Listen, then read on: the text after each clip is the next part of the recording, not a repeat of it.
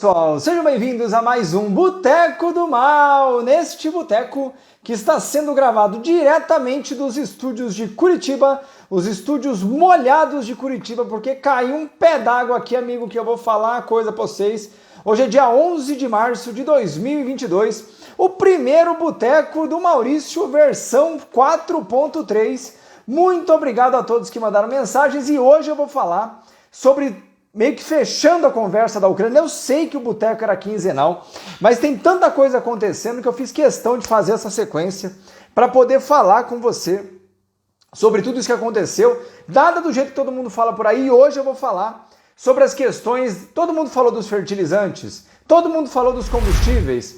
Vamos entender o quanto essas soluções ou decisões estratégicas diferenciam países centrais de países periféricos. E quando eu digo países centrais de países periféricos, são aqueles países que ficarão periféricos e aqueles que têm alguma chance de deixar de ser. Hoje eu vou bater um papo sobre o Brasil, sobre a nossa realidade, mas hoje a ideia é mostrar para vocês como nada disso é sem querer. Como nada disso, um dia chegou uma guerra não sei aonde e o Brasil se viu sem gasolina. O Brasil se viu sem fertilizantes e você vai entender na prática, porque eu vou mostrar por exemplos históricos como que a gente faz isso acontecer ao longo de uma década, ao longo de 50 décadas no caso.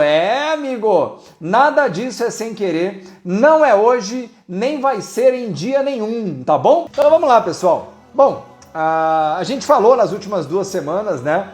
Sobre as questões da Ucrânia, da guerra com a Rússia. E hoje eu não vou falar mais nisso, decidi que não falo mais do tema, porque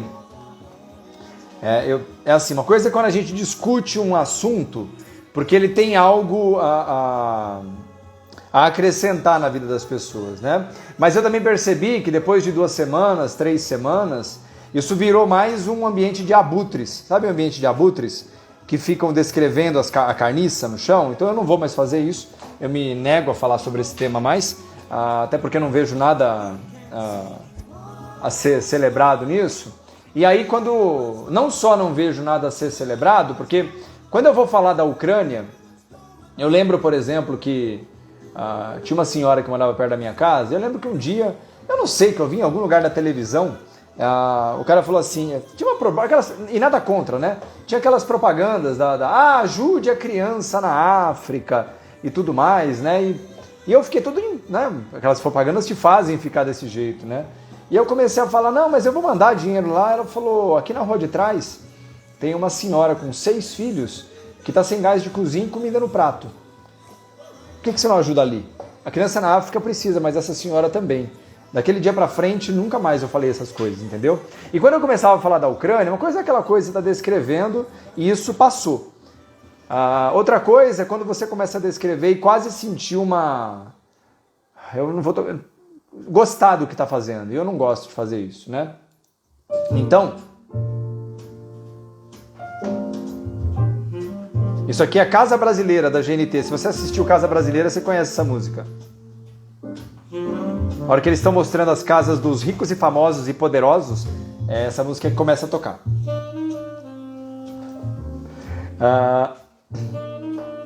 E hoje, então, quando eu falei, a gente olhou para fora, e aí essa semana a gente foi surpreendido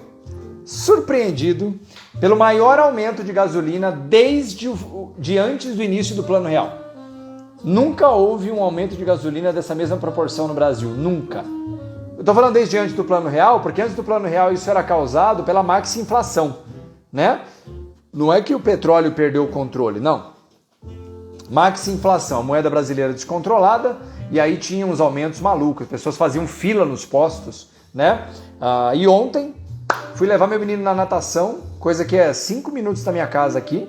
Eu levei 28 minutos para chegar na natação, porque todo posto que eu passava na frente tinha filas dobrando o quarteirão para abastecer o carro. E me lembrou dos anos 80, que eu lembro que meu pai chegava em casa à noite, eu trabalhava na Praça da República, a gente morava em São Bernardo, ele saía de lá, acho que era 5h30, chegava em casa umas 6h30, 7 horas. E a gente assistia o jornal enquanto ele estava fazendo o jantar.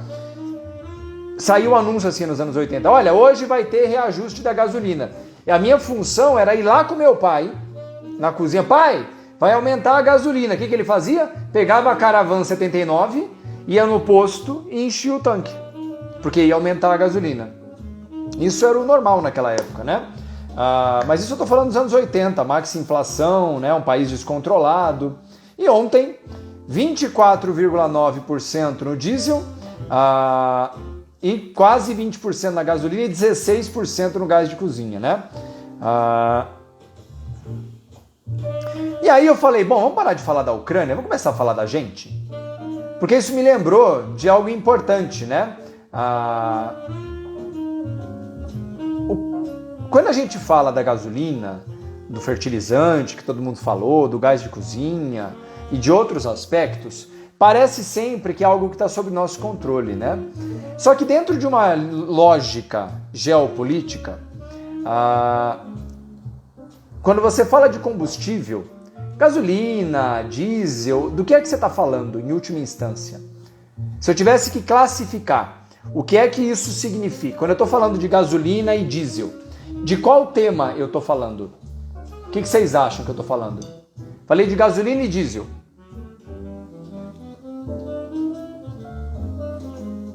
Vocês sabem? E eu aposto que a maioria de vocês vai errar.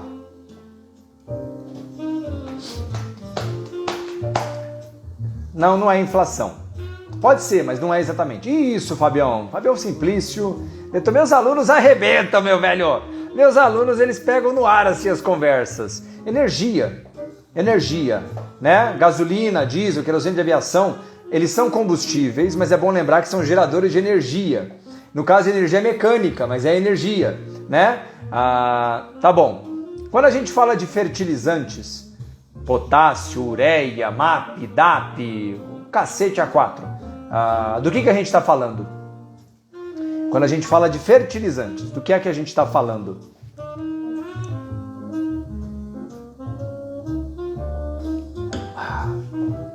Você sabe? E óbvio, né? A pessoa fala assim, tem gás natural? Sim, gás natural também, isso mesmo.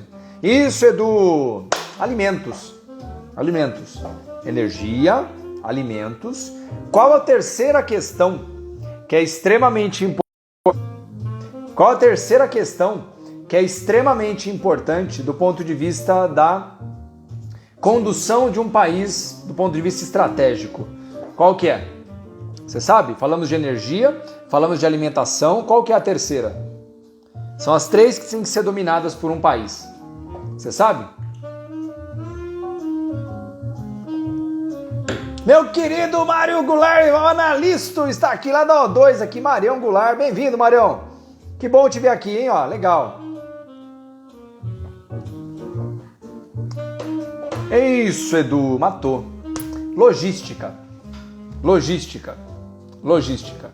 Nenhum país que se considere sério e com condições de crescer pode se desenvolver sem um controle estratégico de fontes energéticas, de controle da sustentabilidade e segurança alimentar da sua população e principalmente os deslocamentos, o transporte de bens e serviços estratégicos ou não dentro do seu país e fora dele, né? Que se conecte a outro lugar. Portanto, esses três fatores estratégicos, eles são, do ponto de vista de qualquer país, nos últimos 1000 anos, que se tornou um país forte, e não estou falando necessariamente da grande potência, porque sempre teve uma maior que as outras, né? Gosto de lembrar que quando o Brasil foi descoberto, por exemplo, sabe quem era a maior potência do mundo? Portugal. Portugal, em 1490, mais ou menos, foi a potência que durou menos tempo. Portugal era o rei dos mares, né? Os transportes marítimos eram portugueses. E aí vem Espanha, Holanda, França, volta para França, Inglaterra, Estados Unidos, e aí vamos, né? Chegamos onde estamos hoje. Por que eu estou falando de tudo isso? Bom, nessa semana a gente teve o susto do aumento do combustível, né? Do aumento do combustível lá, né? E aí, é muito engraçado como as pessoas trocam de discurso, igual elas trocam de roupa, né? Até semana passada, Aquele papo liberal, aquele papo que me cansa, bicho. Nossa senhora, como me cansa, bicho. Esses caras que se dizem liberais, sabe assim, bicho? É fácil ser liberal quando você tem dinheiro no bolso, sabe? É fácil ser liberal quando tudo tá andando bem. É fácil ser liberal quando o petróleo está a $60. É fácil ser liberal quando o seu governo ele é controlador e ele é responsável. É fácil ser liberal quando você tem emprego garantido. É fácil ser liberal quando você tem um telhado para viver. É fácil ser liberal quando você está ligado a um grupo majoritário e forte, né? É muito fácil ser liberal nesse sentido, né? Mas na hora que o bicho pega, né? Os combustíveis subiram, 20 e tantos por cento. Algumas cidades já estão falando em gasolina na casa perto dos R$9. As regiões mais caras, né? Rio de Janeiro mesmo tem regiões a 8,50. Gasolina comum, tá? É muito falar disso quando a gente tem um ambiente que é, no mínimo, tóxico, né? Como é o caso agora. E nisso, durante essa semana... Primeiro que na semana passada, você lembra dos fertilizantes? Não, o Brasil compra fertilizante da Rússia, potássio, né? 98% do potássio que o Brasil consome na operação agrícola dele vem da Rússia, né? Não, mas a Petrobras é que não dá lucro, não. A operação da Petrobras não dá lucro de fertilizantes, aí eles saíram vendendo ou fechando operações de fertilizantes, né? Porque o Brasil, diferente do que você deve imaginar, já foi autossuficiente em fertilizante. Autoproduzido. Na maioria deles. Não todos, porque alguns deles têm questões minerais que o Brasil pode não ser tão eficiente. Mas outros, o Brasil já foi autossuficiente nos anos 90, início dos anos 2000. E lembra, quando eu digo autossuficiente, não quer dizer que o Brasil compre tudo do mercado interno, mas a majoritariedade está disponível no mercado interno. E você pode, inclusive, ter a opção de comprar no mercado externo por outras razões, mas você conseguiria ter dentro do Brasil, né?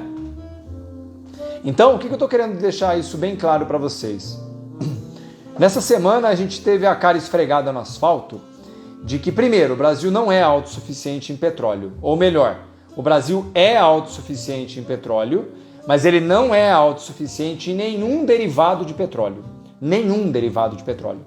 Gasolina, diesel, querosene de aviação, filmes plásticos, polímeros, fertilizantes, tudo isso, alguns fertilizantes, são derivados do petróleo. O Brasil não é autossuficiente em nada disso. Nada disso. E tem um outro detalhe. Quando você olha na história do Brasil, eu vou falar primeiro do Brasil e no final eu vou expandir para como funciona do ponto de vista de outros mercados, né? Quando você olha para o Brasil, você vai falar assim... Mas sempre foi assim? Que o Brasil sempre foi uma zoeira, eu não tenho dúvida, né? Mas eu vou começar, por exemplo, para os fertilizantes. O Brasil, nos anos 70, ele era importador de comida. O Brasil, até os anos 70, início dos anos 80, inclusive, o Brasil importava comida, né? Eu fiz uma live no final do ano retrasado, com caras sensacionais. Quem aí lembra com quem que eu falei numa live aqui? Ó, eu vou dar uma dica, ele foi indicado ao Prêmio Nobel da Paz, hein?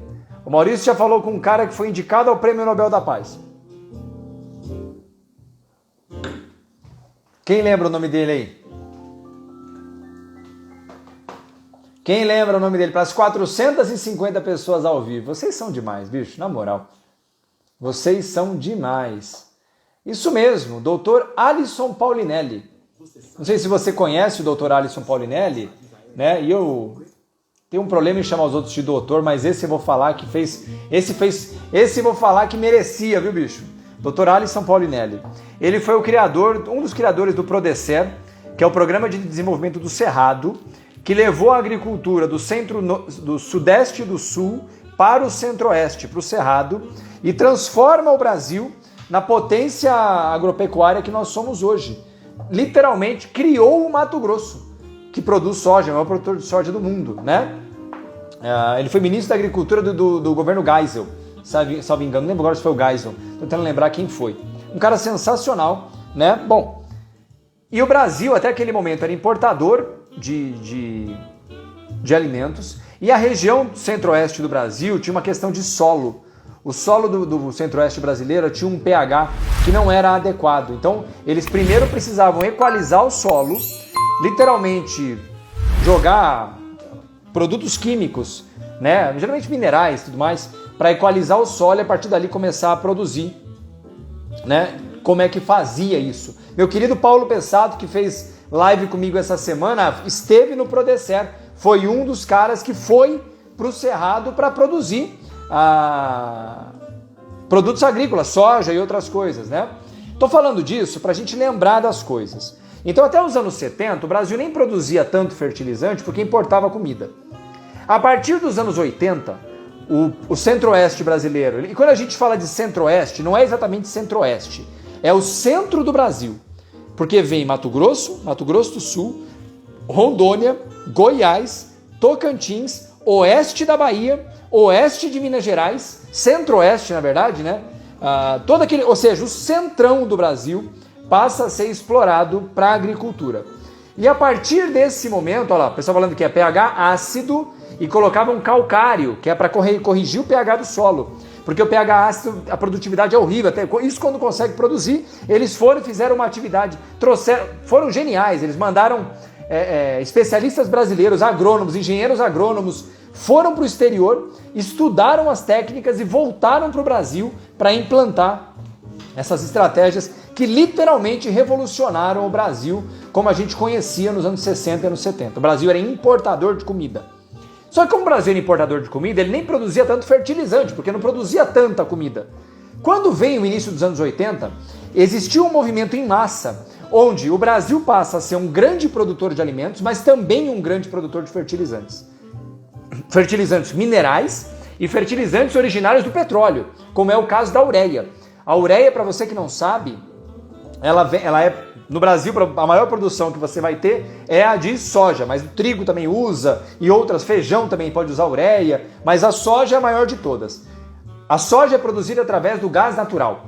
Você tem colunas de reação, reatores em forma de coluna, onde você insufla gás natural com nitrogênio, ocorre uma reação química e que sai ureia, que é utilizada como fertilizante para a agricultura. Então você que come, você consome petróleo. Você sabia que para produzir farelo de soja, pega a soja, o grão, o farelo de soja que é utilizado para alimentação animal, utiliza-se de um derivado do petróleo chamado de hexano no processo de purificação e produção do farelo de soja? Então sabia que quando você come boi, carne vermelha, você come petróleo e nem sabe? Meu amigo, Boteco do Mal também é cultura, meu velho! Bom, então, dentro desse movimento que vem dos anos 70 até o início dos anos 90, o Brasil cresce junto, a agricultura subindo e a produção de fertilizantes também subindo. Até que chegamos aos anos 2000, né? Nos anos 2000, o que é que muda? Lembrando, o Maurício não fala de política e, portanto, nem tente. O que é que muda do ponto de vista do mercado? O que é que muda do ponto de vista do mercado?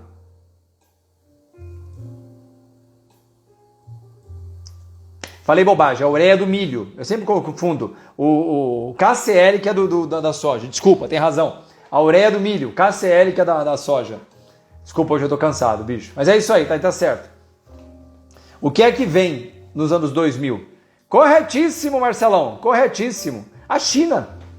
Nos anos 2000 chega a China, né? A China chega para mudar o mercado. A China chega para mudar o mercado.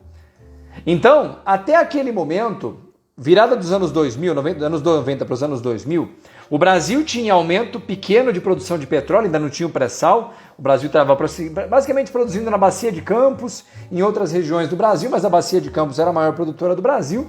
E aí, o crescimento não era tão grande e tudo mais. Beleza, chega a China. Nos anos 2000, que, numa analogia, só para dar exemplo, é uma nuvem de gafanhotos. Eles começaram a consumir tudo e o Brasil, como já tinha uma área agricultável gigante, mas que até aquele momento não tinha nem quem comprasse os seus produtos, vem a China e o Brasil começa a expandir a sua área agricultável, né? Vai lá falar com o Ícaro, fazer uma live comigo. Já falei para aquele desgraçado 2 vezes fazer live comigo, mas eu não tá fazendo live com ninguém mais, aquele cara. O Brasil começa a expandir a área agricultável num ritmo superior ao que o Brasil era capaz. Mas agora, vamos dar uma olhada em números sobre como foi essa questão da produção de petróleo, gasolina, diesel e fertilizantes? Boa noite, mestre Maurício. Se durar muito tempo a falta de fertilizantes, e principalmente da ureia, temos um problema. Um problema de verdade, né? Eu tenho alguns clientes que, por causa da falta de potássio, eles já estão usando o que eles chamam de pó de rocha, né? Que o Brasil tem pra caramba e substitui bem, mas muito bem, o potássio. A ureia não tem muito o que fazer, né? Então, no caso da soja, tem alternativa, que não é muito grande a produção ainda, mas tem no Brasil. Mas no caso da ureia, que é a produção do milho, não tem o que fazer. Não tem. Não tem substituto, né? Não tem quem produza muito. Porque esse que é um negócio interessante. No mercado de commodities, eu falo muito isso no meu curso, né? O mercado de commodities é um mercado em balanço, que a gente chama. O que isso significa? Nunca tem muito mais oferta ou muito mais demanda. As coisas são muito alinhadas, oferta e demanda. Então o que acontece? Quando acontece um descompasso entre ou a oferta cai demais ou sobe demais, ou a demanda cai demais ou sobe demais, o preço se move muito rápido. Porque não tem... É muito justinha a coisa. Então, no caso da ureia, por exemplo, a ureia é para o milho. Milho é milho safrinha no Brasil, principalmente, né? Que é o milho que vai vir... A safrinha, que era a safra menor, hoje é uma safra maior, que é a principal. Você vai plantar ela... Pô, se eu estiver falando bobagem, vocês me corrijam. Salvo engano, é em agosto, que é a plantio do milho safrinha. Que seja agosto, só para dar um exemplo. Depois vocês me corrijam se eu estiver errado no tempo. Só que o produtor que vai plantar o milho em agosto, ele não pode comprar ureia em agosto. Ele precisa comprar, no máximo, em maio, dentro do seu armazém já. Porque você não pode comprar hoje para chegar amanhã. Não é assim. Você faz o pedido hoje para chegar, às vezes, meses à frente. Então, se a ureia hoje tem problemas, lembrando, detalhe interessante, muitas regiões, então a gente me lembrando isso aqui, meus clientes meus de milho já estão com a ureia comprada, pagaram uma fortuna na ureia, né? Compraram em novembro, dezembro, alguns deles agora em janeiro, mas a maioria deles está comprada. O problema é para outra safra. Por causa disso, as compras são muito antes. Então, para você comprar o milho do ano que vem, o fertilizante que você vai usar, por exemplo, para plantar a soja, que vai ser plantada em outubro, por exemplo, né? Você vai ter que comprar agora o potássio. Só que, por exemplo, o navio só no mar, o navio que sai da Rússia e vai vir para cá, só no mar, ele leva de 35 a 40 dias. Só no mar. Ou seja, supondo que o potássio está embarcado no navio, lá dentro do navio. O navio vai sair da Rússia e vai vir para cá 35 a 40 dias, dependendo do trajeto. Às vezes até um pouco menos, mas depende do trajeto, da rota do navio. É isso. Então, entre você fazer a compra, o cara produzir, colocar no porto, dentro do navio, chegar no porto, descer do porto, trazer para você, você precisa às vezes de 90, 120 dias. Então hoje, um navio que era para sair hoje, da Rússia, ele vai atrapalhar o ciclo brasileiro de 90 dias à frente. O que tinha que sair hoje de lá. E não vai sair, porque os portos daquela região estão fechados, né? Tô dando um exemplo pontual. Então, se isso acontecer, o Brasil vai ter problemas enormes. E é sobre isso que eu vou falar agora aqui com vocês. Eu vou mostrar agora aqui em números para vocês entenderem como é que funciona. O Leandro está falando aqui que os navios que embarcaram logo antes da guerra estão chegando agora no Brasil. Olha aí o atraso que dá, entendeu? Lembrando que os portos mesmo, eles foram fechados antes mesmo dos ataques. Antes da invasão, os portos de Mariupol, por exemplo, o porto de Mariupol foi fechado. Antes do ataque, antes. Os navios já não chegavam, né? Vamos dar uma olhada nos números? Eu vou mostrar agora aqui para vocês verem no Bloomberg, para você entender nos Bloomberg, tá bom? Primeiro dado que eu quero mostrar para vocês, e só para vocês terem uma ideia, eu vou mostrar o aumento da produção do petróleo brasileiro, tá? Desde 2000, desde a virada dos anos 2000, tá bom? Então tá aqui, ó. Produção de petróleo do Brasil pela ANP em 2000, né? Tá aqui. Então veja, vou colocar aqui o track.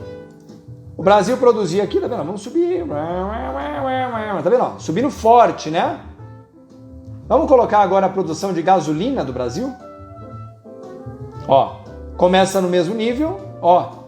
Já existe um descompasso. Aqui a China já chegou no mercado, tá? Ó. Vai abrindo. Lembrando, o verde é petróleo, o branco aqui é gasolina. Veja que aqui, ó, em 2014, 2013, se alinharam. Depois dali, nunca mais foi a mesma. Então abriu um buraco. O Brasil, portanto, produz um monte de petróleo e a produção de gasolina não acompanhou. Certo? Vamos agora dar uma olhada na mesma relação, mas em diesel. Vamos dar uma olhada no diesel? Ó, mesma história, tá? Desde os anos 2000, produção de petróleo, tá aqui. Vamos colocar agora do diesel? Ó, veja que o diesel ficou muito mais próximo o tempo inteiro e tem a ver também com a qualidade do petróleo brasileiro, tá? Mas veja, ó, 2013, 2014, a partir de 2014, por assim dizer, a boca do jacaré abriu. O Brasil começa a produzir muito petróleo, cerca de 3 milhões de barris por dia, né, mais ou menos. Só que a produção de diesel está estagnada e, na verdade, o Brasil produz hoje menos diesel do que produzia em 2015, 2014, por exemplo. Portanto, o Brasil produz hoje muito mais petróleo do que produzia em 2015 e produz menos gasolina e menos diesel do que produzia em 2015. Entende? O Brasil não refina a mesma quantidade que ele é capaz, principalmente de consumir, tampouco de exportar, né? Então veja, tem um buraco nisso, Agora eu vou mostrar um dado muito importante para vocês entenderem, tá? O primeiro deles, eu vou mostrar para vocês a produção de grãos do Brasil, tá? A produção de grãos do Brasil desde 1998, tá? Deixa eu puxar aqui um pouquinho mais. Pronto, tá aqui, ó. Desde 98, tá? O Brasil produzia em 98, 77 milhões de toneladas de grãos, 78, e vai subindo, até que em 2021 o Brasil bateu a marca de 266 milhões de toneladas. Mais ou menos, os números variam, mas é de 250 a 266 milhões de toneladas. Vamos dar uma olhada no volume total de fertilizantes produzido pelo Brasil no mesmo período? Aí você vai entender, amigo. Não tem milagre.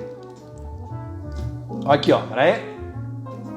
Essas oscilações têm a ver com médias anuais, tá? Esquece esses fundos por causa de sazonalidade, tá? Porque tem épocas do ano que consome menos, então produz menos. Mas o que importa é a tendência macro. Veja que aqui, ó, de 98, né? Tá vendo que tá tudo muito junto aqui, ó? Aqui nós já estamos em 2008, 2009, ó. Até aqui, ó, até mais ou menos nesse ponto, que é 2011, há 11 anos atrás, estava meio emparelhado. Olha o que acontece de 2011 para frente. A boca do jacaré abre. Literalmente, hoje o Brasil produz mais ou menos,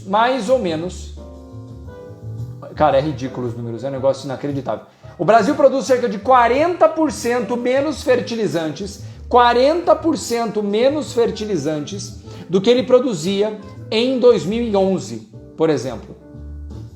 Mas como é que pode? Sim, o Brasil produz hoje 6 milhões de toneladas de fertilizantes, enquanto em 2012 ele produzia quase 10 milhões de toneladas de fertilizantes. E aí vem o dado mais bonito, né? Que aí é o dado para você ficar feliz. Amigo, vamos dar uma olhada aqui? Não liga muito para a escala, porque a escala é diferente, mas eu quero só que vocês vejam, tá? Então tá aqui, ó. O branco, produção de fertilizante do Brasil. O verde, produção de grãos no Brasil. O vermelho, o volume de fertilizantes importado pelo Brasil. O Brasil bateu em 2021 o recorde histórico de importação de fertilizantes. E inclusive tem um gráfico aqui da StoneX, espera aí que não é essa aqui não. Que é essa aqui, ó. Veja aqui, ó. Desde 2000, a linha azul clara é o que o Brasil produz de fertilizante. A linha azul escura, a barra azul escura é o que o Brasil importa de fertilizante. Olha como é que é hoje. O Brasil produz 6 milhões de toneladas e importa 33 milhões de toneladas. 6, 33. Como que um país que é a maior fronteira agrícola do mundo, que não tem reservas estratégicas de alimentos, troca a produção interna de fertilizantes, segurança alimentar e tudo mais, pela importação de fertilizantes? Te digo o que é que falam por aí. Porque lembrando, boa parte da produção de fertilizantes é ligada... Lembrando, você que está aqui na minha live, para as 480 pessoas ao vivo e que ainda não me segue, vai aqui em cima no meu nome, clica no meu nome, abaixa, pode seguir, não sai nem da live, tá bom? E lembra, tira um print para mim, tá gostando? Tira um print, @Maurício Bellinello, manda para mim no direct ou compartilha, bota nos seus stories, manda para mim no direct ou compartilho depois, é tudo de graça. Tudo que eu peço, traz mais gente para ouvir, tá bom?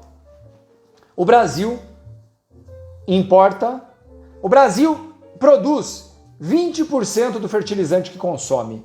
Ele chegou a produzir 45%. Desculpa. É isso mesmo, tá certo, tá certo. O Brasil, que era um grande produtor para os seus níveis de consumo de gasolina e de diesel, hoje produz menos. O Brasil produz menos gasolina e diesel do que produzia há 10 anos atrás. 12 anos atrás. Menos. O Brasil produz hoje 3 milhões de barris de petróleo por dia. 3 milhões de barris de petróleo por dia. Sabia que o Brasil produz tudo isso que o Brasil produz? 3 milhões de barris por dia. Isso é uma vergonha. Uma vergonha. Isso é uma vergonha. Sabe por quê? A conversa disso tudo não diz respeito ao Brasil ser politicamente correto. Eu não estou falando nada disso. O Brasil fez uma escolha. É que o petróleo brasileiro é uma porcaria. O petróleo brasileiro é mais pesado, é mesmo. Mesmo o petróleo do pré-sal, cerca de 30% do petróleo do pré-sal, ele é um petróleo leve e que, portanto, produz derivados de qualidade melhor, entre eles querosene de aviação e gasolina. O resto é uma produção, um petróleo de pior qualidade. Só que, por exemplo, o diesel, lembrando, o metano, que é o gás natural, como é que a gente denomina que um certo derivado é mais leve ou mais pesado? Você sabe dizer? Vamos fazer uma aula de química agora aqui.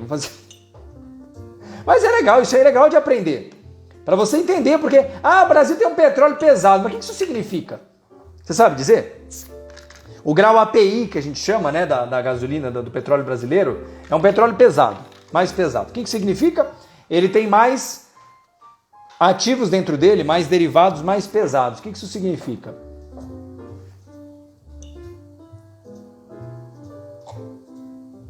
Isso, André, é o tamanho da cadeia carbônica. Ou seja, o petróleo ele tem hidrocarbonetos dentro dele. Produtos que são a combinação de carbono e hidrogênio, hidrocarbonetos. O hidrocarboneto mais leve que existe é o gás natural, o metano, é um carbono, CH4. Um carbono e 4 hidrogênios, tá? Tudo bem. Só para você entender. Pronto. A gasolina, ela é um octano. Octano, são 8 carbonos. É a gasolina. O diesel é o dodecano, são 12 carbonos. Então o diesel, comparativamente com a gasolina, ele é muito mais pesado. Tanto que é conhecido como óleo diesel. Porque ele tem quase a consistência de um óleo, porque ele é mais grosso mesmo, né? Na classificação. Então o Brasil teria um petróleo mais apto a produzir diesel do que gasolina. Certo? Certo. Então, se é certo, explica para mim então, por favor, por que o Brasil produz hoje menos óleo diesel do que ele produzia em 2012, 2015, 2014. Por quê? Se o nosso petróleo o Brasil já era ascendente em produção de diesel. O Brasil era ascendente. Do nada, para de produzir diesel. Reduz o consumo, não para de subir e a produção cai. Sabe por quê? Porque o Brasil hoje importa óleo diesel. O Brasil importa óleo diesel.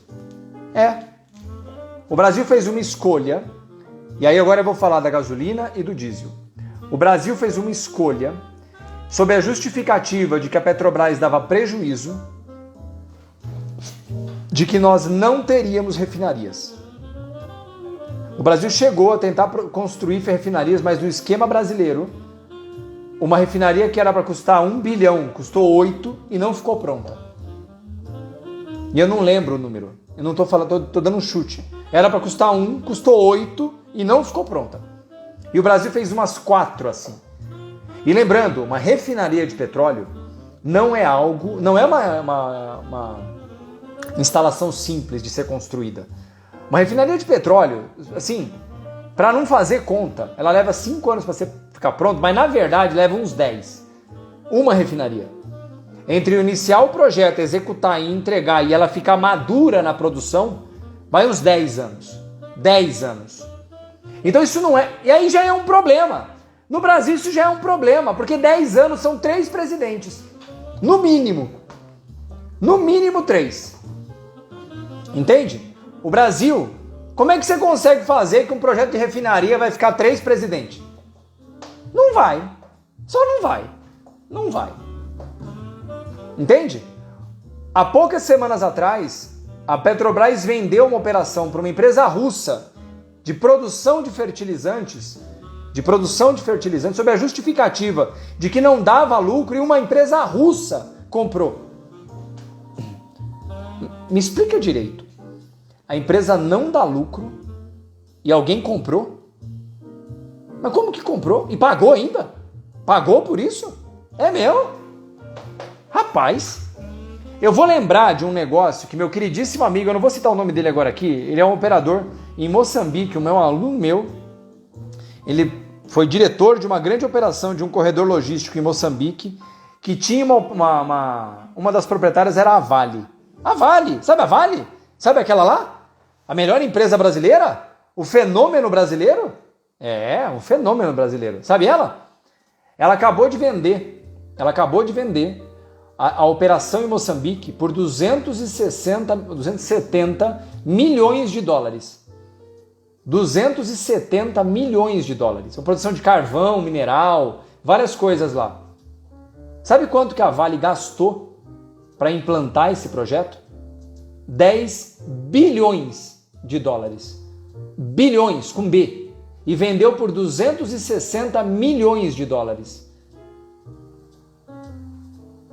Ela tinha naquela operação 106 locomotivas de trem. 106. Sabe quanto custa cada uma das locomotivas? Eu não estou falando de mais nada, eu estou falando das locomotivas. 5 milhões de dólares cada uma. Tinha 106. Só em locomotiva, vamos falar que está errado? Vale a metade. Só as locomotivas pagam a operação que ela vendeu. Só as locomotivas. E a empresa que comprou tem grande chance de pagar o investimento em 1 ano. Porque agora o carvão subiu 30% de preços e eles vão alterar todas as dinâmicas de gestão da Vale, ela vai ser paga em 1 ano. 1 ano. E a culpa é do Brasil, que o fertilizante, quem não dá lucro é a Petrobras. Mas deu lucro durante 30 anos. Por que agora não dá mais? O Brasil fez uma escolha extremamente errada de achar que tudo era lindo pela importação. Não, mas os russos produzem de forma muito mais eficiente. Muito mais eficiente. Vamos comprar deles. Tudo bem? Pô, tá certo? Tá certo? Né? Uai, se no Brasil a Petrobras...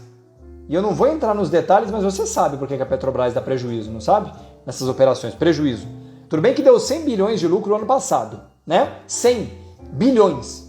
A empresa que ia para valer zero. Lembra que em 2015 o pessoal do BTG falou que devia valer zero a Petrobras? Ela deu 100 bilhões de lucro em um ano. Eu não vou entrar naquele papo político, tá? Eu sei que você sabe o porquê que a Petrobras dá prejuízo. Ué, a Petrobras produz a $500 a tonelada. E na Rússia, colocado aqui dentro, 300. Pô, vão comprar da Rússia? E aí eu faço isso durante 5 anos, está inviabilizado o negócio. Claro, óbvio. Só que aí, ninguém perguntou para os russos, né? Tem uma história do Garrincha lá, meu amigo João Batista Olive fala sempre, né? Você perguntou para os russos? Que era o Brasil ia jogar com a Rússia e tinha toda uma técnica para vencer os russos e o Garrincha pergunta para o técnico, mas você combinou com os russos antes? Entendeu? Você combinou com os russos? Vem uma guerra e a Rússia para de produzir. Não vou entregar. Que se explodam vocês agora. E aí vem uma mega crise do petróleo que os Estados Unidos não querem produzir e os árabes não ajudam e a Venezuela tá lá e o Irã tá com um boicote e a Rússia no meio da guerra que produz 11 milhões de barris de petróleo também não quer mais ou não vai conseguir vender mais. O que acontece com o preço da gasolina e do diesel no mercado interno? Explode. Explode. E você arrebenta com a inflação no seu país e arrebenta ainda mais com uma cadeia produtiva que já era cambaleante. Um país que não conseguiu acelerar depois do Covid, agora tem diesel a R$ 7,50. A R$ 7, a dependendo do lugar. Não tem fertilizante para plantar. A maior fronteira agrícola do mundo tem chance de ter a menor safra da história. Nos últimos 5 anos, pelo menos. Porque você consegue plantar sem fertilizante? Consegue. Só vai produzir muito menos. Então o Brasil fez uma escolha estratégica de transferir a produção de ativos incrivelmente estratégicos para fora. E que durante tempos de paz, ou de tempos de tudo lindo, onde os liberais arrotam até umas horas, tudo tá lindo, velho. O que eu sei, eu queria saber quantos de vocês estão gostando de pagar o preço da gasolina que vocês estão pagando hoje. Quantos de vocês vão gostar de ir comprar comida no mercado e vai ter dobrado de preço? O pãozinho francês, o pão Puma. Porque o trigo, 30% de cada... Vamos arredondar a conta? De cada 10 quilos de trigo produzidos no mundo, 3 vem daquela região. 3. De cada 10 quilos, 3 quilos vem daquela região. Não tem trigo no mundo, acabou. Quem tem trigo está proibindo a venda. Muitos países estão proibindo a venda de trigo. Você tem trigo? Não vai vender. Para fora não, só para dentro. É isso. O Brasil fez uma escolha, na minha opinião, incrivelmente equivocada de fazer isso. E eu vou explicar para vocês agora na sequência o porquê é que eu acho que foi equivocada. E eu vou usar como exemplo outros países. E eu vou começar pelo país que para mim é o exemplo mais claro de como as coisas funcionam quando você tem um problema muito grande, mas uma vontade maior do que o problema de resolver ela. A China. Qual que é o grande problema da China? Vocês sabem me dizer? Qual que é o problema da China que é impossível dela fugir? Qual que é? Qual que é o principal problema que a China tem, que é dela, que ela carrega com ela e que ela precisa lidar?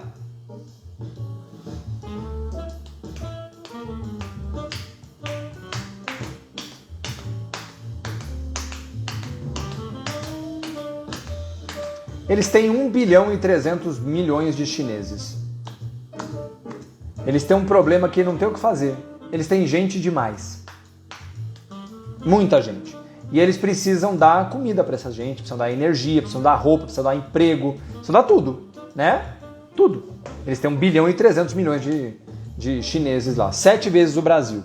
7 vezes o Brasil. E a China é um país que ele é temperado. Diferente do Brasil, que é um país tropical ou subtropical, a China ela é temperada. Então, ela é um país que, primeiro, grande parte do continente chinês, que é um continente, porque ela é enorme, ele é montanhoso, inóspito, não dá para plantar nada, Tanto que 85% da população chinesa vive no litoral, né? 85% da população chinesa vive no litoral. O resto do país, ele é distante, muito ruim. E frio. Frio. De forma geral, frio. Boa parte do ano, não dá para produzir. Então a China, especialmente a partir dos anos 90, quando ela se expande industrialmente, mas ela também começou a querer garantir o que era necessário para que ela se sustentasse ao longo do tempo, né? E quando ela faz isso, o que ela faz? Primeiro, o problema que ela tinha, comida. Ela tem que alimentar esse monte de gente que era de população rural e que vem para as cidades e precisam ser alimentadas, certo? E aí a China cria canais de comunicação e transporte com o mundo inteiro. Linhas de transporte marítimo, aéreo, terrestre em alguns lugares para chegar até os portos, né? Ferroviários e tudo mais. E durante um tempo, houve quem acreditasse que a China ia querer ser dona das terras. Quando os chineses chegam no Brasil, um papo que eu lembro que na casa do meu avô, na época, na região do meu avô lá, no interior de São Paulo, muita gente fala, esses chineses vão comprar tudo a terra aqui. Isso no final dos anos 90, início dos anos 2000. Eu lembro do meu avô falando, esses chineses vão comprar tudo. E o tempo foi passando e os chineses não compraram. Os chineses não compraram a terra. A não ser um lugar ou outro assim, mas de forma geral eles não atuam em compra de terra. Por quê? Por que o chinês não compra terra? Não é por falta de dinheiro, ele tem dinheiro. Eles têm dinheiro, né? Mas por que os chineses não compram terra no país que é fora dele? Por quê?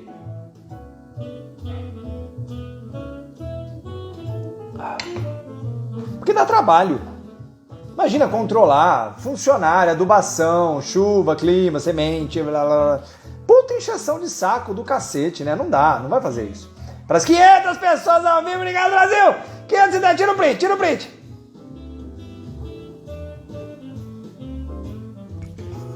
Esquece de me marcar, hein, ó. Obrigado a todo mundo aí, ó.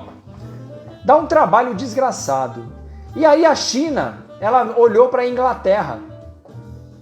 O que a Inglaterra fez? A Inglaterra foi, no tempo dela, no século XIX, principalmente, a rainha dos mares. As linhas de transporte marítimos ou eram inglesas ou os ingleses estavam envolvidos. E ele se transformou na potência global por dominar os transportes. O que os chineses fizeram? Os chineses hoje, basicamente no mundo inteiro, incluindo nos Estados Unidos, os chineses são donos ou os responsáveis pela operação de terminais portuários, linhas de ferrovia, silos de transbordo que eles falam, né? Tipo, o produtor agrícola vende para uma trading da região. Essa trading vai vender para um chinês que tem um silo perto do terminal ferroviário. Então, os chineses têm o silo, que fica perto da ferrovia, a linha ferroviária é operada pelos chineses e o terminal portuário é operado por chineses. E o navio, em breve, vai ser chinês também. A China dominou o ciclo, que é o terceiro, logístico. A China domina o ciclo logístico. E por que é que ela faz isso? Você sabe por que a China faz isso? Primeiro, é para garantir que o produto chegue lá, né? Sim, tem um outro detalhe.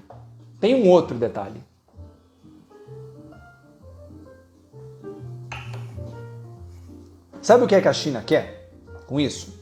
Vamos supor, o Brasil e a Austrália, estou dando um exemplo qualquer aqui, tá? Produzem soja. Ou pode ser qualquer outra coisa, não importa, tá? Tem um brasileiro produzindo aqui e o cara lá na Austrália, do outro lado do mundo, né? Tá bom. E aí o brasileiro produziu a saca e vai vender a, $30. 40 dólares, quanto for, 50.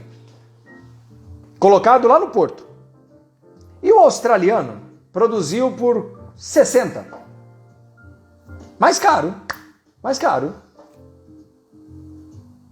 O chinês vai falar assim, eu vou comprar do Brasil. Mas a depender da forma como a China quiser trabalhar, sabe o que ela faz? A sua soja é 50 dólares? Ah, legal. O custo do embarque nesse terminal portuário agora vai triplicar de preço. É. Não, mas isso é injusto. É meu. Você não vende para mim? Você não usa o meu terminal portuário?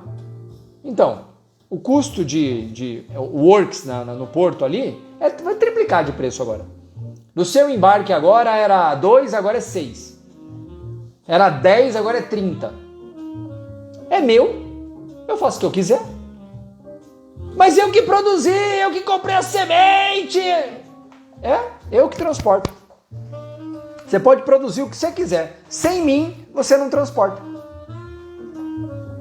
Ele regula o preço através do transporte. Ele regula o preço pelo transporte. E eles já estão fazendo isso. Entende? Ele domina a cadeia logística.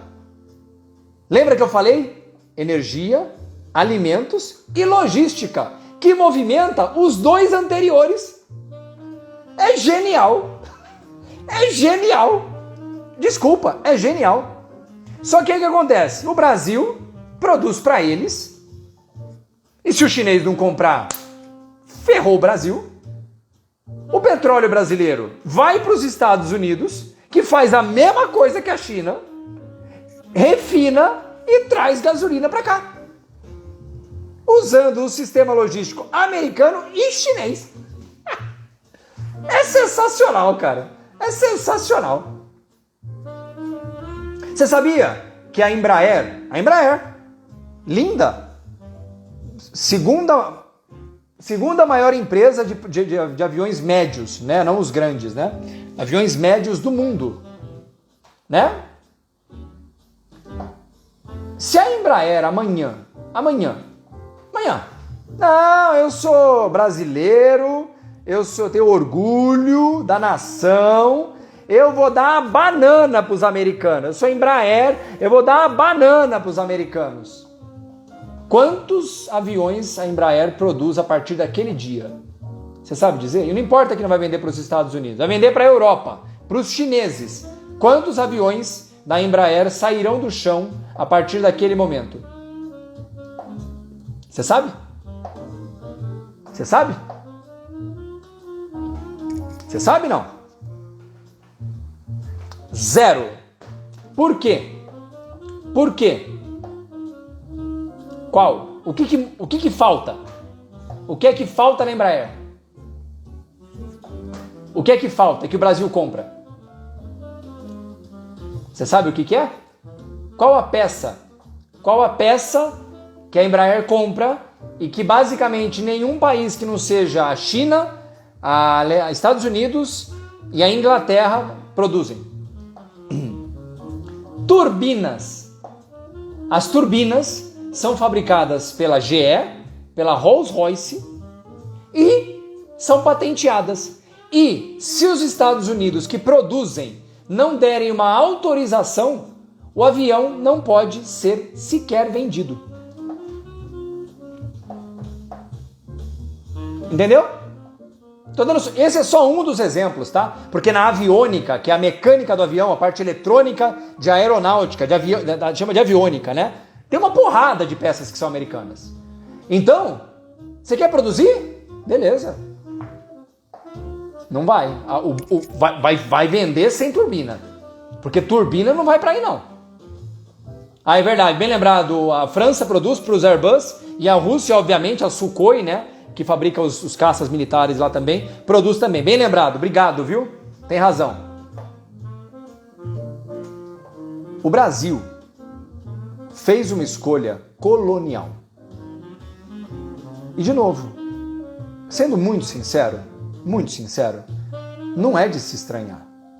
Seria de se estranhar se o Brasil tivesse tido um devaneio, não é devaneio, é uma epifania. O Brasil como uma entidade única, né?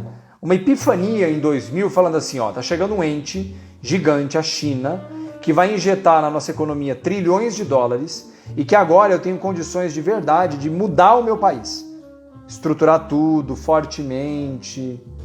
Passados 22 anos, O Brasil não construiu o Rodoanel em São Paulo, que começou em 96, e a China está para se tornar a maior economia do mundo. Em 1996, o PIB da China era equivalente ao PIB do Brasil, em 1996.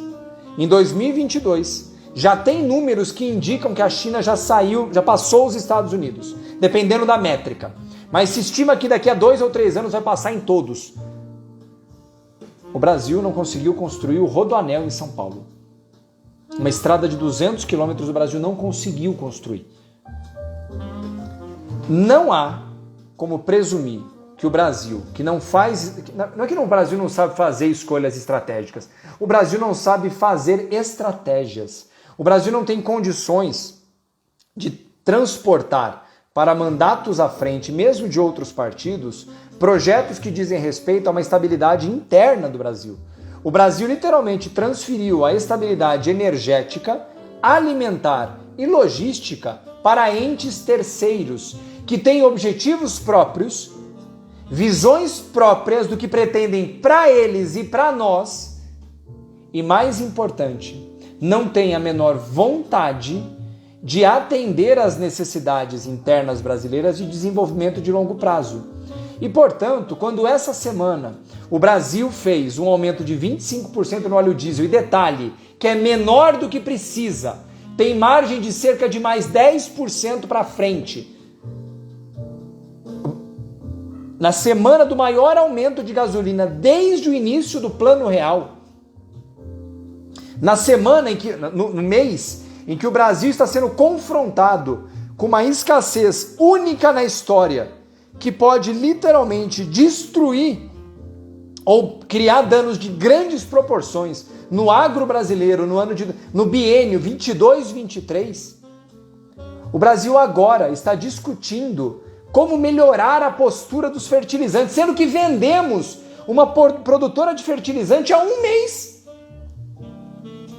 O Brasil é o país das incoerências. Então, o que eu estou querendo dizer isso para vocês é que todo mundo que está falando sobre isso fala com um grau de espanto.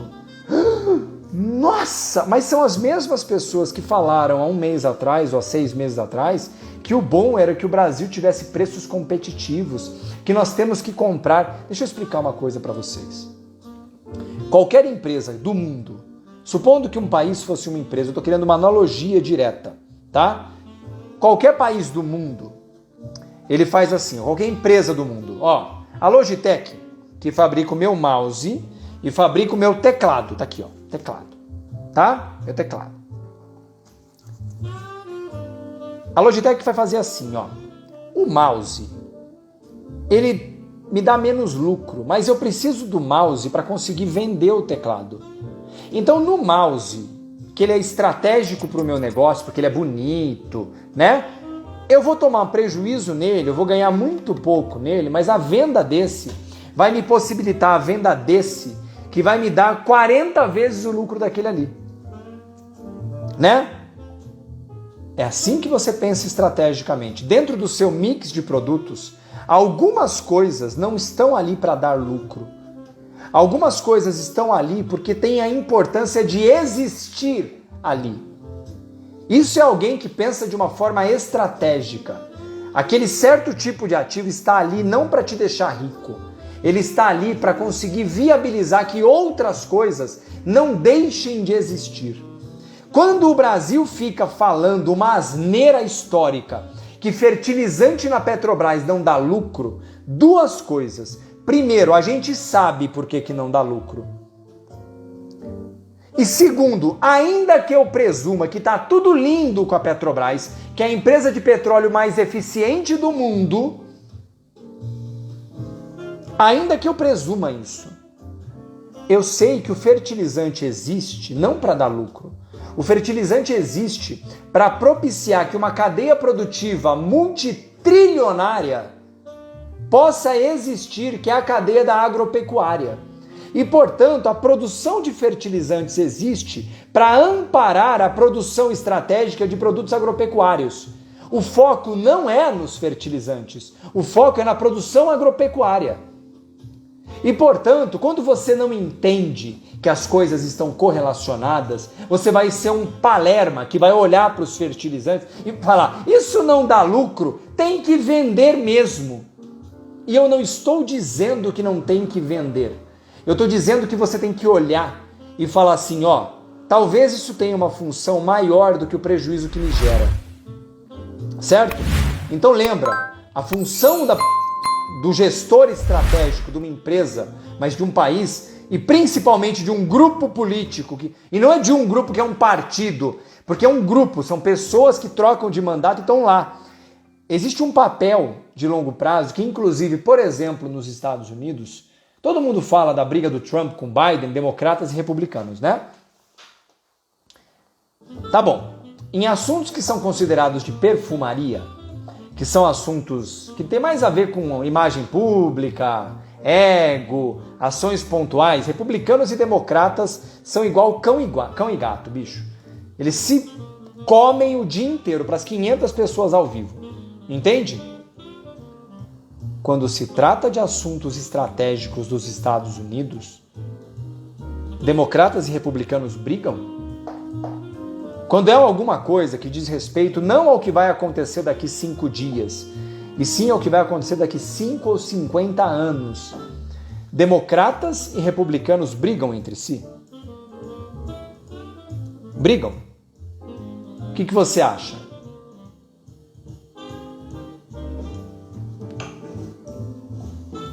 Democratas e republicanos não brigam, meu amigo, quando o assunto é a visão estratégica de longo prazo dos Estados Unidos como uma potência global.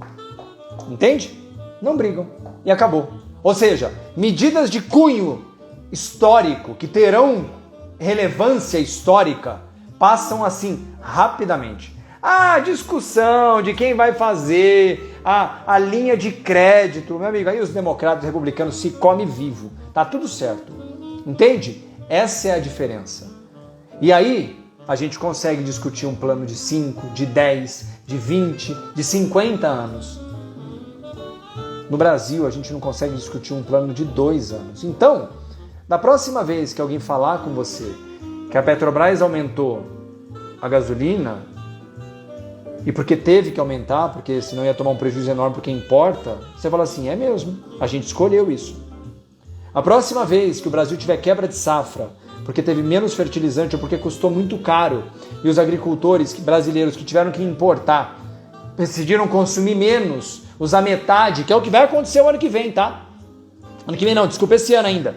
Os agricultores vão usar metade ou menos dos fertilizantes, do potássio para soja, porque não tem e porque está muito caro, e vão produzir menos. E aí quando vier uma produção agrícola menor, você fala assim, a gente escolheu. Foi nossa escolha. Porque se sou eu que coloco o cara que manda na Petrobras e todos os que mandaram nos últimos 50 anos, 40 anos pelo menos, fomos todos nós que colocamos, nós não temos sequer o direito de reclamar. Entende?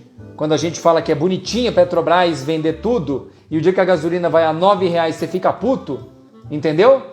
Das duas uma, ou você vai achar bonitinho ou você vai ficar puto. Não dá para fazer as duas coisas. Não dá. E eu tô falando isso, Maurício é a favor das estatais. Eu não sou a favor das estatais. Eu sou a favor que o Brasil tenha uma visão estratégica, que energia, alimentos e meios logísticos têm importância militar e estratégica. O Brasil não se envolve em conflitos militares, então vamos dizer só estratégico. E quando você literalmente desconsidera essas hipóteses, eventos como esse, que não vão parar por aqui, porque o conflito na Rússia e na Ucrânia não acabou, portanto, teremos problemas prolongados à frente. Espere, se não passar segunda-feira, novos aumentos de gasolina e de diesel e falta crônica de fertilizantes no Brasil, que vai reduzir a produção de alimentos da maior fronteira agrícola do mundo, maior produtora de açúcar, de soja, de café, vai diminuir, uma das maiores produtoras de milho, de trigo, vai diminuir, porque nós cometemos erros estratégicos há mais de 30 anos. E, portanto, lembra daquela história que os velhos, os antigos falavam? O plantio é opcional, a colheita é obrigatória. Então você vai entender porque países como Estados Unidos, Rússia e China, e eu não estou falando nada de questão de formas de procedimentos militares, Mas por que a China literalmente fica em silêncio no meio de uma guerra? Porque ela literalmente pode. Porque ela está tudo feito. Deixa eu mostrar um detalhe para encerrar a live aqui.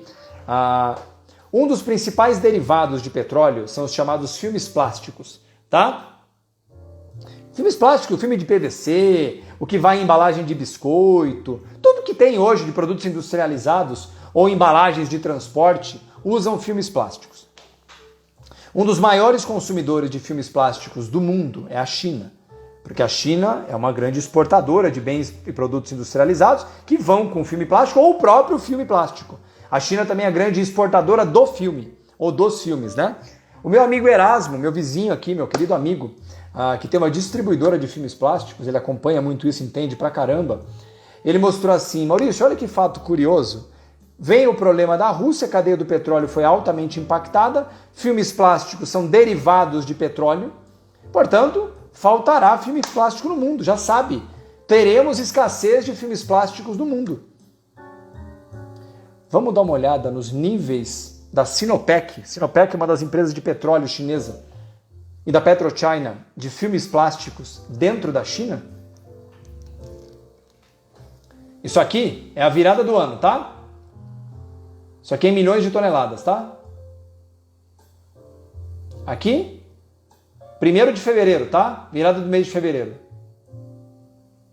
Aqui é a invasão da Rússia na Ucrânia. Aqui é a invasão da Rússia na Ucrânia, virada para março. Mas por que eles... Não, peraí.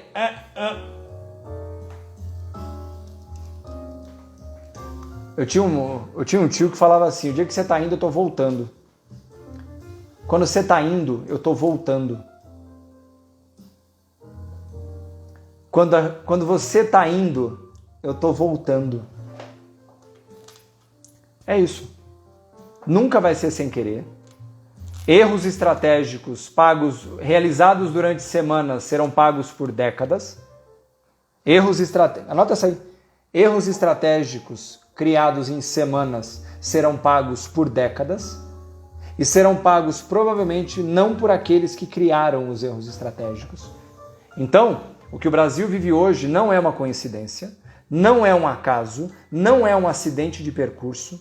Na verdade, é um grande projeto de ineficiência, é um grande projeto de desconstrução de uma forma mais eficiente de conduzir as coisas. Isso não é o presidente atual, não foi o anterior, não foram os últimos 10. Isso é um projeto que vem, olha, de tempos imemoriais. E é isso, você que acredita em Papai Noel, acredita em Curupira, em Saci Pererê, pode acreditar que tudo isso que está acontecendo é um azar, é um golpe do acaso. Não existe acaso, amigo. Existe coisa mal feita e a gente é bom nisso, bicho. Então lembra, visão estratégica de longo prazo, ou você tem ou você vai pagar para quem tem. E a gente tá pagando, né?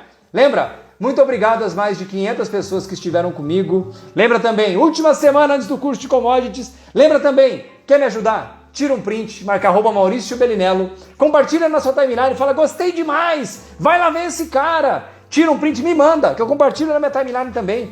Tudo de graça aqui. Conteúdo como esse você não vai ver em lugar nenhum, eu garanto, em lugar nenhum, nem pagando. Então, faz um detalhe, compartilha, me ajuda, é tudo que eu peço, tá bom? E lembrando, falta uma semana para o meu curso, 20 de março, domingo que vem. Já mandei um e-mail, entra no grupo do WhatsApp, você que já respondeu o formulário, corre no seu e-mail, já foi enviado o e-mail, vou mandar o último amanhã para entrar no grupo VIP do WhatsApp, vou ter que tirar dúvidas por escrito, vou ter com a Fofo ao vivo para tirar dúvida, só por lá que a gente vai ter o link que vai para a live de inscrições. Não entrou no grupo ainda? Não respondeu o formulário?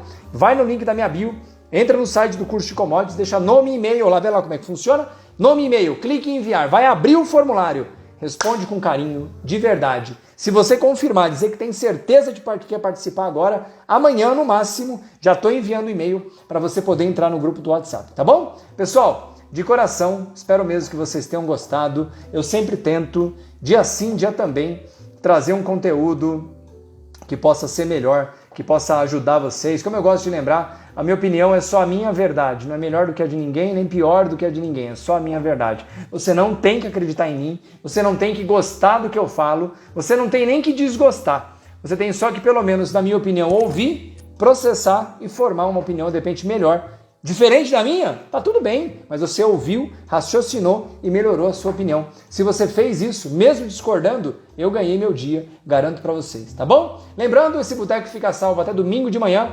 Corre lá, manda pros seus amigos e a gente se fala. Amanhã eu faço mais uma coisinha no Caminhando com o Mal no domingo. E domingo que vem, não percam as inscrições para a 7ª turma, a única desse semestre, talvez a única do ano, tá bom? Do curso de commodities, a gente se vê lá. Um grande abraço, pessoal!